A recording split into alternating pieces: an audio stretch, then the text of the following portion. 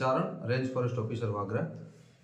તારીખ 7 તારીખના રોજ ગામ લોકો અરગામા અને એ વિસ્તારમાંથી દીપડો આવ્યાના સમાચાર મળેલા હતા, જે અંતર્ગત તપાસ કરતા લોકોમાં થોડો ભયનો માહોલ જેવો જણાતા આજ રોજ 8 તારીખના રોજ અમો સ્થળ ઉપર પિંજરા ગોઠવવાની કામગીરી ચાલુ કરેલ છે, જેથી લોકોમાં ભયનો માહોલ ન રહે અને લોકો પોતાની સાવચેતી માટે રાતના સમયે પોતાના પશુઓને બહાર ન બાંધે અને ખાધેલો માંસનો ખોરાક કે એ રીતનું હોય તે બહારની સાઈડ ન નાખે, એટલી તકેદારી રાખવી. બાકી ચિંતા કરવાની કોઈ જરૂર નથી. વન વિભાગ દ્વારા પિંજરા અને એની વ્યવસ્થા કરી અને ગોઠવવાની તજવીજ હાથ ધરવામાં આવે છે.